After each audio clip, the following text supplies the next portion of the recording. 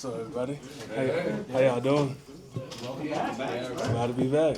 So did they show you around the place and everything? You know, you're still familiar. I mean, shoot, still got GPS. I know how to get here. What was your first impression when you found out that you were coming back to Kansas City? Honestly, it was a little bit of a surprise. Like I was getting my body right for the next day of work, and then the GM called me and said, "Hey, just want to let you know, can't train you back to KC." And I'm like, "Okay, that's cool." The only part I was really a little annoyed about was like, I gotta move again. Like there's stuff over there in my old place that's it's still in boxes. So I'm like, at least it'll be a little easier to just put it in the truck and go. But otherwise, I was fine with the decision. Derrick, what led you to the initial decision to try somewhere new, after spending so many of the years in Kansas City? I mean, going into the free agency, I think it was more of they just going in a different direction. Granted, my dog, Mike Pennell, playing balls to the wall, as they see him as going as being their guy, in all means, kudos to him. At that point, I had to, as how this business goes, I got to see where the opportunity is at and adjust for that to give me the opportunity.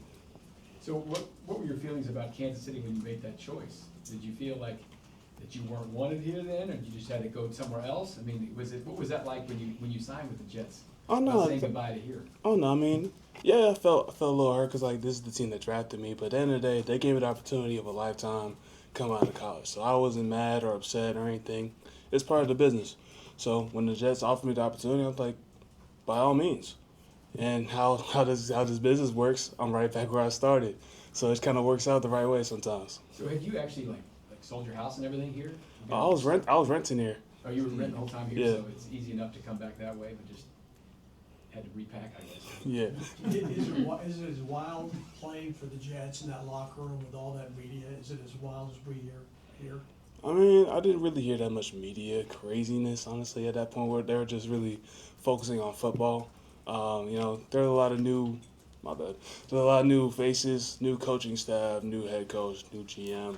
So at that point, they really just wanted to focus just on football. So there was not much media craziness, no. When you're in New York, was there any part of you that inside was kind of missing how it is here in any capacity?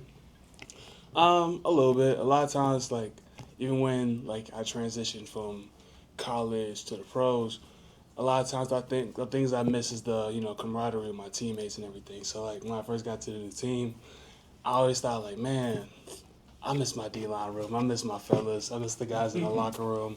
But as I got there, as long as I was there, I got accustomed to the guys in there. So I'm like, this is quote unquote my new home. So I started building relationships there. Good solid guys in the D-line room, honestly, in general, the whole locker room. So I just made it work. We hear so much about Coach Reid's camps and how they run. Was it appreciably different with the Jets? Did it feel like a different NFL camp to you? Was it? I mean, yeah, it was completely different. It hit me when I got there. Man, I'm not in St. Joe anymore. Part of me missed being in the dorms, being out and away from it all, seeing that nice little dew on the field. It's a different change of pace. But yeah, it was definitely different. But every team does things differently. Do you have a different approach at all coming back now, or you just feel like this? You know what you bring to the table, and you know how to fit in here. I mean, if anything, I felt like getting traded. If all things again is part of the business, but at the same time, I gotta worry about. I was focused on my business, so for me, I kind of have a little bit of a chip on my shoulder. I was gone and I came back, so they're bringing me back for a reason. So in my mind, I just gotta stay focused on what I gotta do. Words of a great speaker: be where your feet are.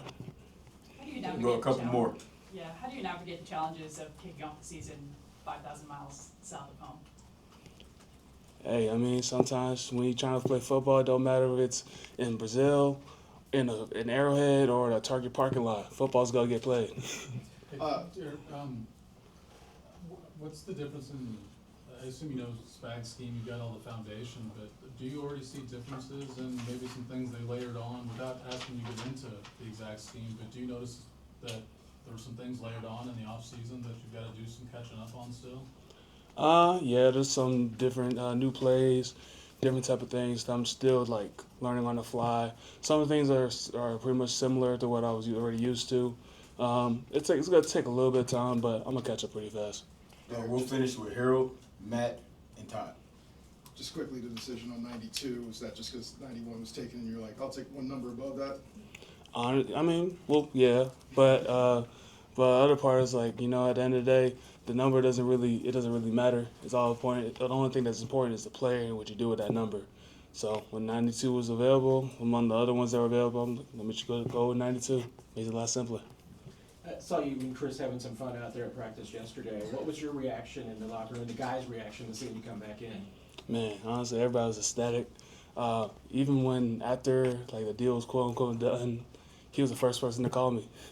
So like it does mean a lot having my guys that are so happy to see me.